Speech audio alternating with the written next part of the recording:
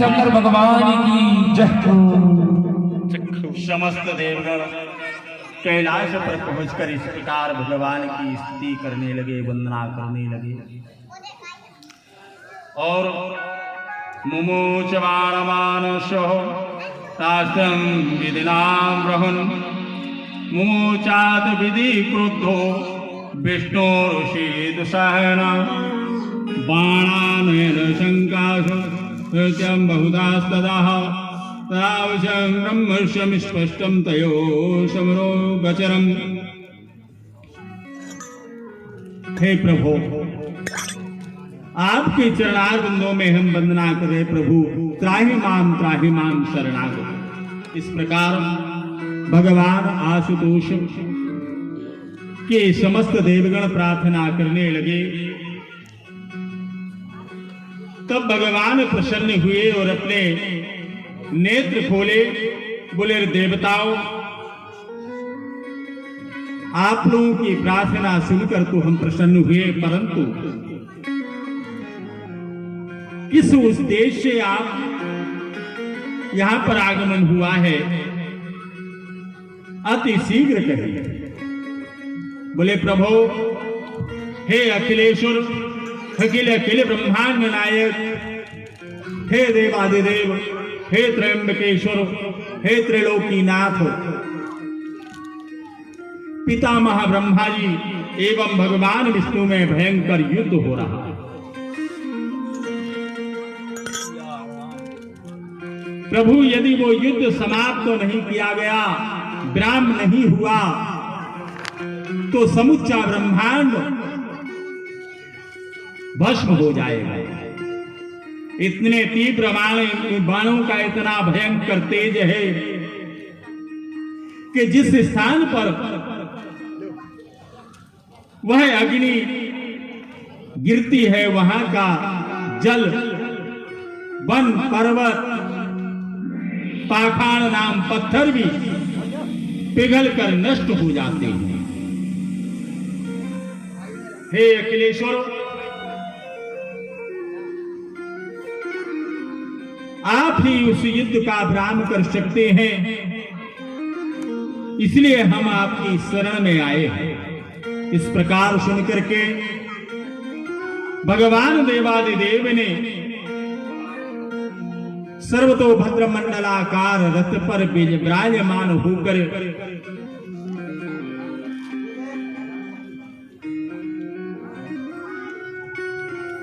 उस जगह पर गए जहां पर भगवान ब्रह्मा एवं विष्णु का युद्ध चल रहा था। सर्वतोभद्र मंडलाकार जहां पूर्व दिशा में वेदों का पठन पाठन संकीर्तन चल रहा है, चारों दिशाओं में चारों वेद विद्यमान हैं, देवांगनाएं सुंदर नृत्य कर रही हैं और यक्ष गंधर्व किन्नर सुंदर गीत गा रहे हैं। ऐसे सर्वतोभद्रमंडलाकार रथ पर बैठ करके भगवान आशुतोष जहां पर ये दोनों देवताओं का महायुद्ध चल रहा है उस स्थान पर जाकर स्थित हुए और शांतचित्त होकर के युद्ध का दर्शन करने लगे। और भगवान आशुतोष ने युद्ध का दर्शन करते करते एकाएक महान ज्योतिर्लिंग अग्नि स्तंभ को स्थापित कर दिया। उस युद्ध क्षेत्र में अग्नि स्तंभ को स्थापित कर दिया। उन देवताओं ने युद्ध करते करते उस स्तंभ की ओर देखा। बोले ये अग्नि स्तंभ है ज्योतिर्मय, यानी अग्नि स्तंभ ऐसा कि अग्नि के द्वारा, ज्वाला के द्वारा ज्योतिर्लिंग स्थापित हुआ।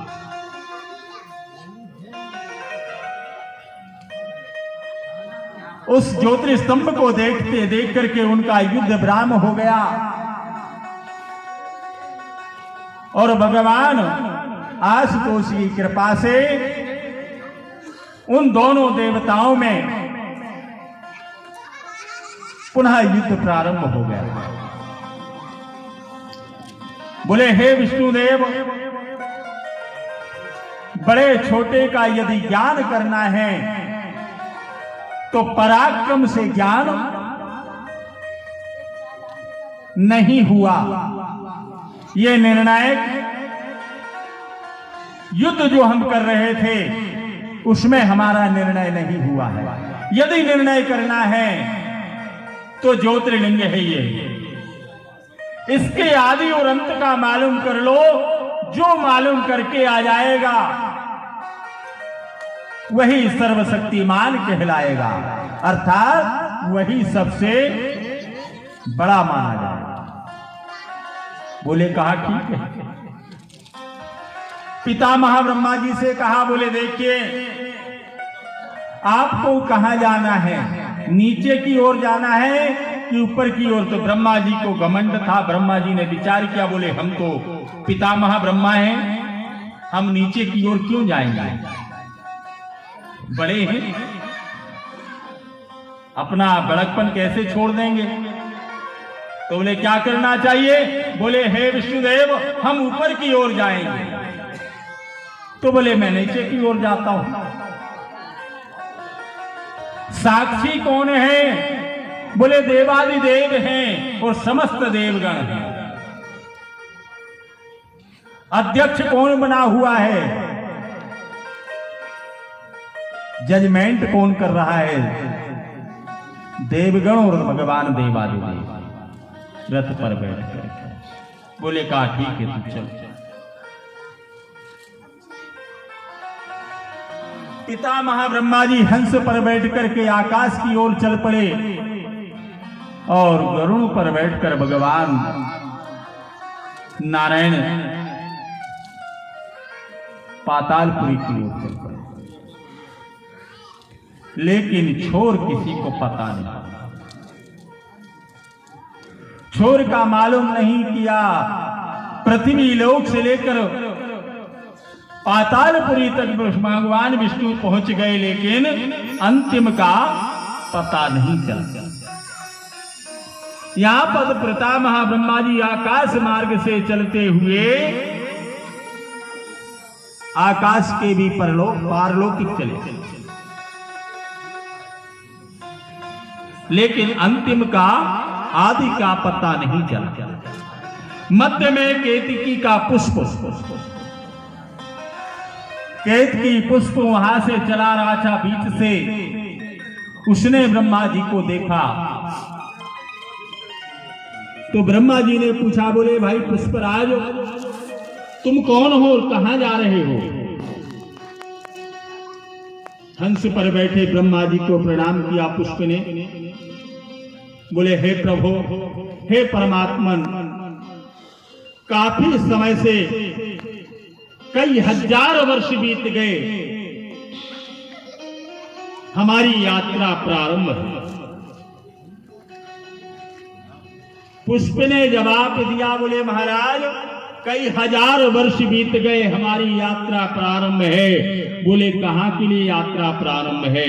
बोले इस ज्योतिर्लिंग की अंतिम छोर का पता है, अंत पता करने के लिए हम जा रहे हैं।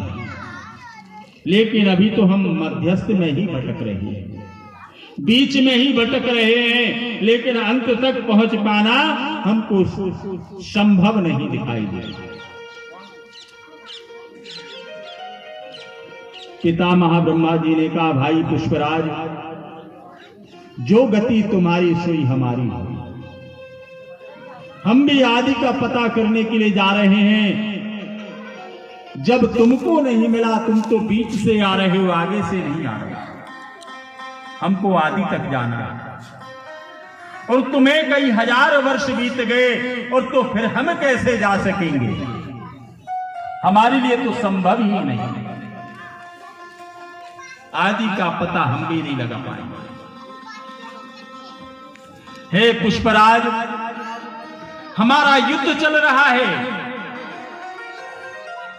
बोले कैसा युद्ध? बोले बिना हथियार के युद्ध चल रहा है, पहले हथियारों से युद्ध चलता था। 5 वर्ष सहस्राणी, 5000 वर्ष तक हमारा युद्ध चला भगवान विष्णु एवं पितामह ब्रह्मा जी के पास। 5000 वर्ष तक युद्ध चला। 5 वर्ष सहस्राणी महेशास्त्रम मतिमान संदये, ब्रह्मणो परिततो ब्रह्मा वृषं क्रुद्धो कामान विश्वमेहि। विंध्येश्वर संहिता 16वां श्लोक है। 5000 वर्ष का से युद्ध चल रहा था, पर उस युद्ध में हम दोनों की जीत नहीं, और अब युद्ध प्रारंभ है। इस ज्योतिर्लिंग पर जो आदि और अंत का पता कर लेगा, वही युद्ध जीत जाएगा। सो हे पुष्पराज, यदि तुम हमारा सहयोग करोगे तो राष्ट्रपति की सिंहासन पर तो हम बैठेंगे, पर तुमको पीए जरूर बना लेंगे। अगर बात मानो तो साक्षी के लिए तैयार हो, साक्षी देना। बोले हे ब्रह्मन, हे देवदेव, हे देवेश्वर, हमें क्या साक्षी देना पड़ेगी, किसके सामने देनी पड़ेगी?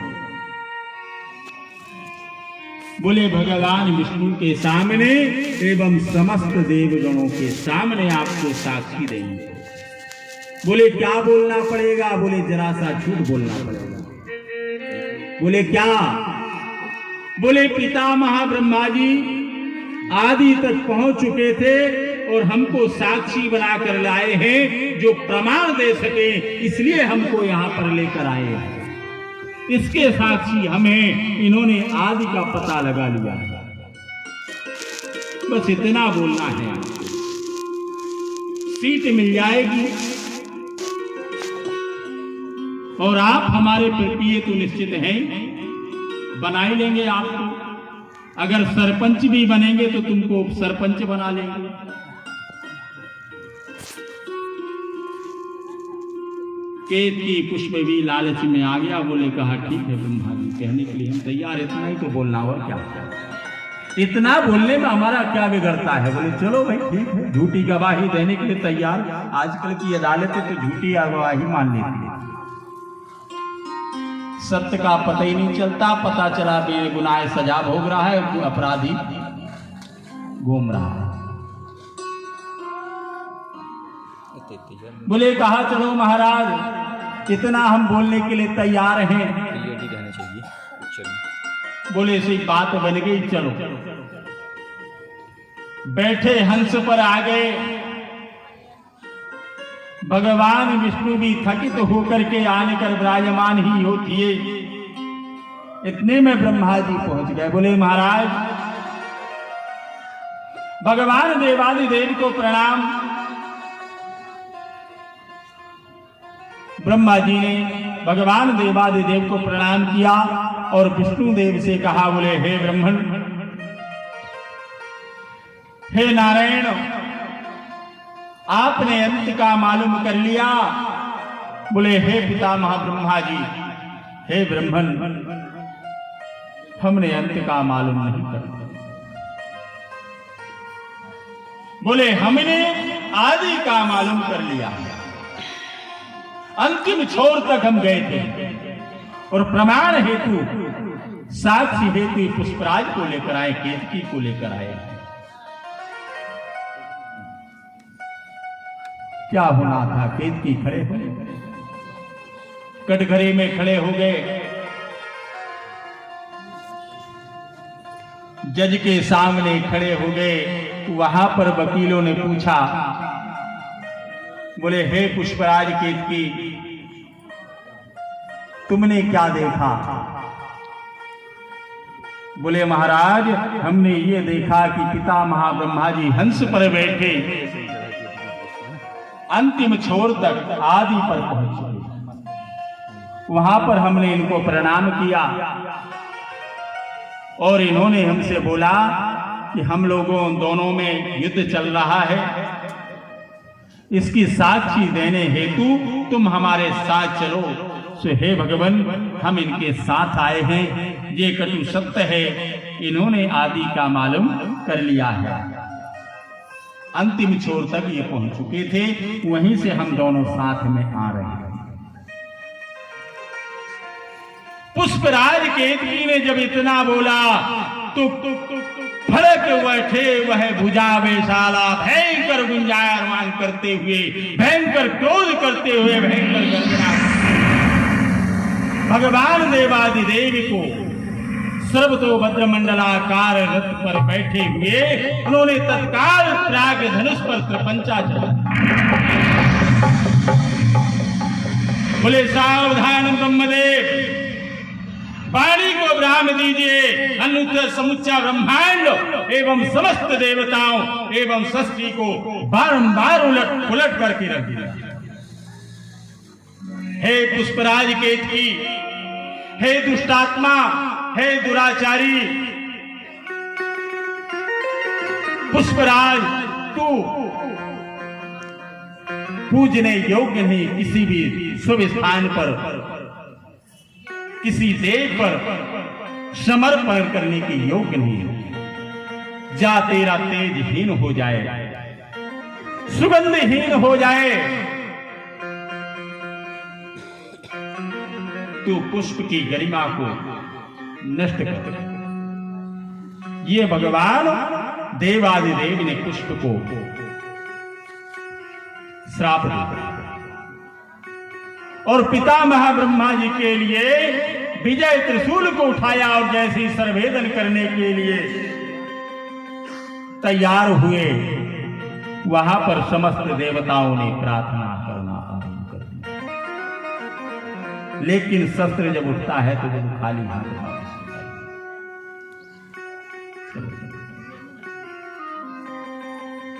ब्रह्मा को भी श्राप हो गया, पुष्पराज केतकी को श्राप हो गया।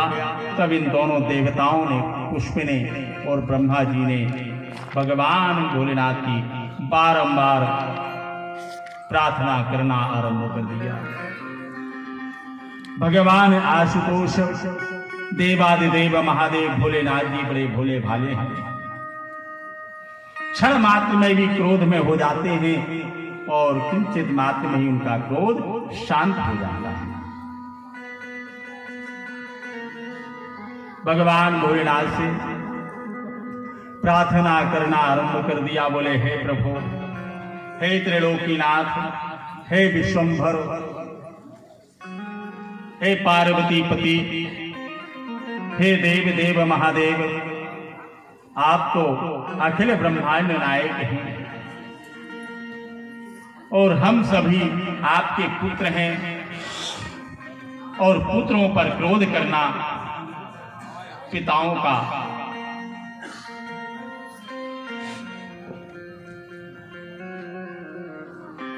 अधिकार है, परंतु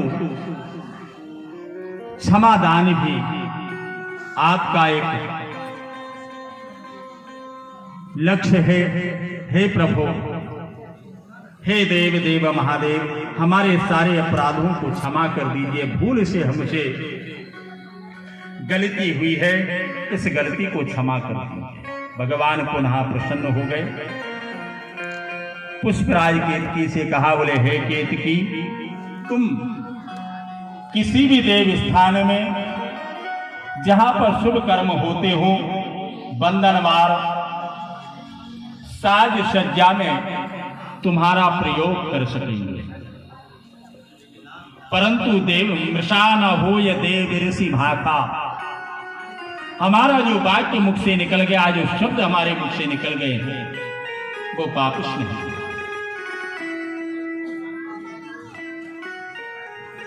जिस प्रकार भगवान श्री राम ने मिथिलापुरी में परशुराम जी से कहा था, बोले क्या?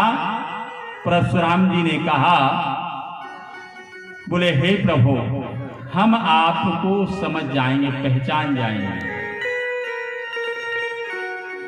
भगवान ने राम और परशुराम की व्याख्या की।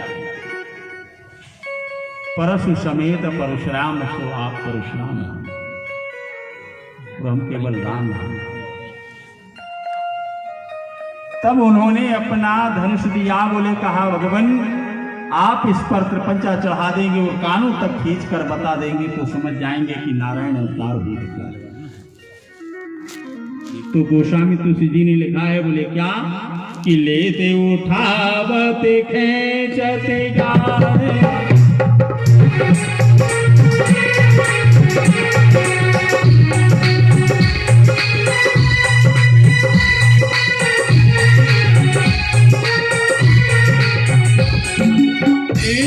उठावत खेचते गाने, काहुने लगा दे के सब उठाड़े।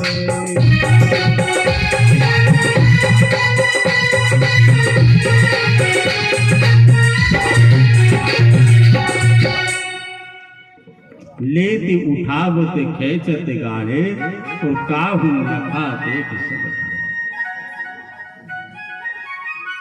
भगवान श्री राम ने धनुष लिया और उस पर पुत्रवंचा चढ़ाया, धनुष बाण पर चढ़ा और बोले, कहा, जब बाण धनुष पर चढ़ जाता है तो पुनः उसको रखा नहीं जाता, उतारा नहीं जाता, एकदम चलाया जाता है।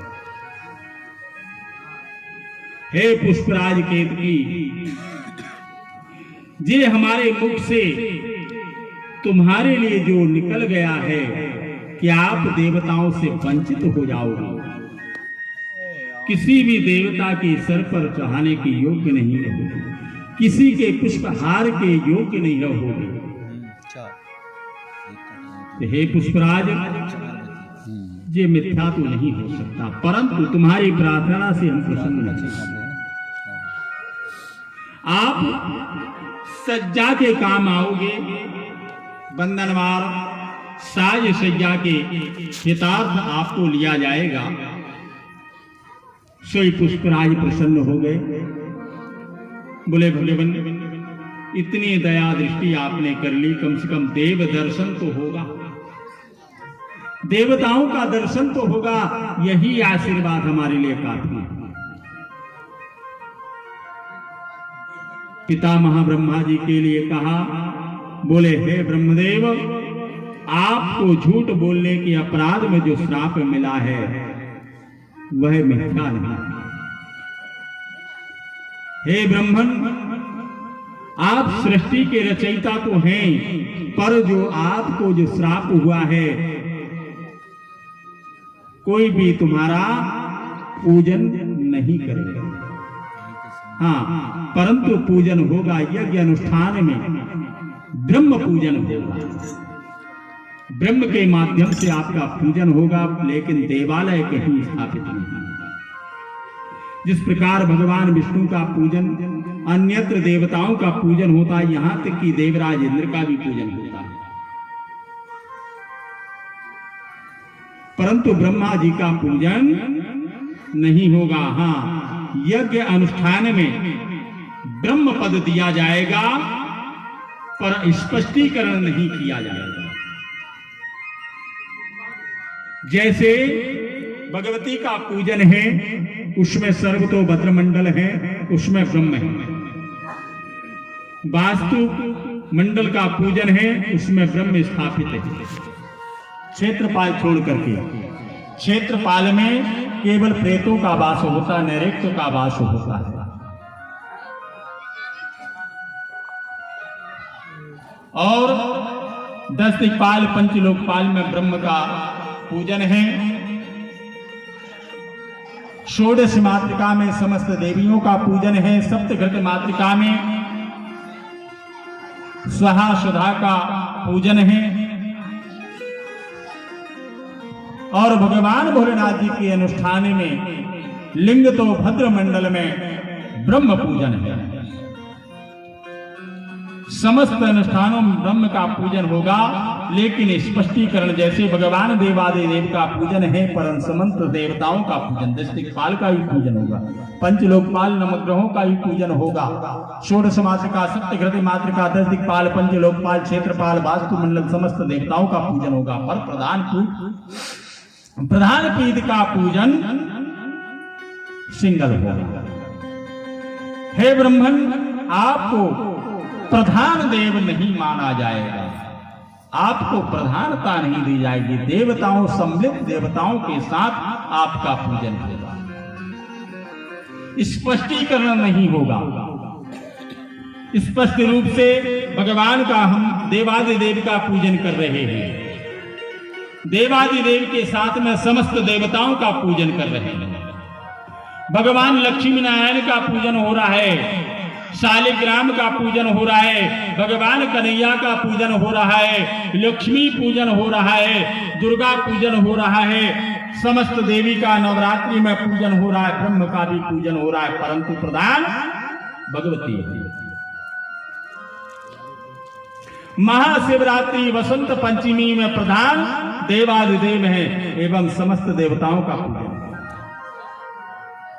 जन्माष्टमी में भगवान कन्हैया प्रधान है, परंतु देवता समस्त देवताओं का पूजन हो रहा है।